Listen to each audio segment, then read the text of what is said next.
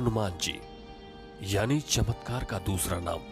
पौराणिक काल से बजरंगबली का नाम चमत्कारों से जुड़ा है। चाहे फिर सीने पर बैठे राम जानकी के दर्शन करवाना हो या फिर लक्ष्मण जी को जीवित करने के लिए संजीवनी बूटी लाना हो, ना सिर्फ पौराणिक काल बल्कि कलयुग भी हनुमान जी के चमत्कारों से सजा है।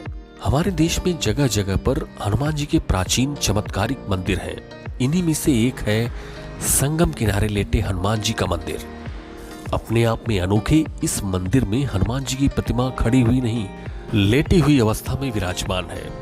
आखिर इसके पीछे क्या रहस्य है, व इसके पीछे की क्या कथा है, आइए जानने का प्रयास करते हैं। आगे बढ़ने से पहले कृपया चैनल को सब्सक्राइब करना न भूलें व बेल बटन को प्रेस करना न भूलें, जिससे आगे भविष्य में भी ऐसी ही जानकारियां आपको मिलती रहें। ऐसा लोगों का विश्वास है कि संगम में स्नान करने के बाद अगर आप हनुमान जी का दर्शन नहीं करते हैं तो आपका स्नान अधूरा माना जाता है। हनुमान जी की ये विचित्र प्रतिमा दक्षिणाभिमुखी और 20 फीट लंबी है।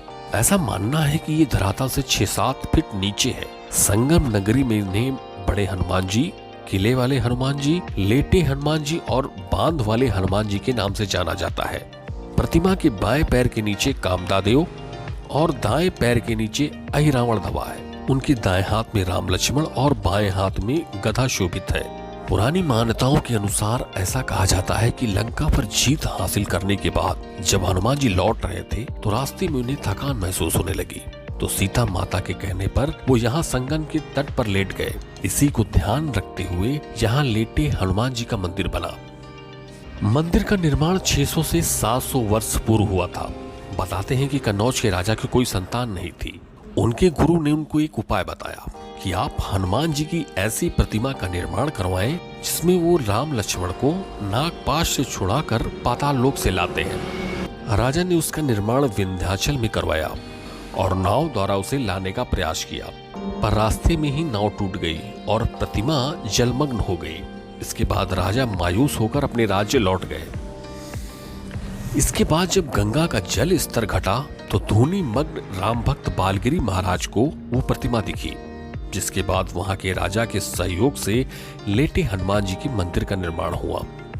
प्राचीन काल में मुगल शासकों के आदेश पर हिंदू मंदिरों को तोड़ने का क्रम जारी था, लेकिन यहाँ पर मुगल सैनिक हनुमान जी की प्रतिमा को हिला भी न सके। वो जैसे जैसे प्रतिमा को उठाने का प्रयास करते, वो प्रतिमा वैसे वैसे और अधिक धरती पर बैठी जा रही थी। यही वजह है कि ये प्रतिमा धरातल से इतनी नीचे बनी है। कहते हैं कि दक्षिणाभिमुखी लेटे हनुमान जी का दर्शन करने मात्र से भक्तों की सभी मनोकामनाएं पूर्ण होती हैं। मित्रों, हनुमान जी की असीम अनुकंपा ऐसे ही उनके भक्तों पर बनी रहे। सभी हनुमान जी के आशीर्वाद से स्वस्थ और धन धान से पूर्ण रहे। ऐसी ही शुभकामनाओं के साथ आप सभी का शुभेच्छु सत्य सनातनी। धन्यवाद।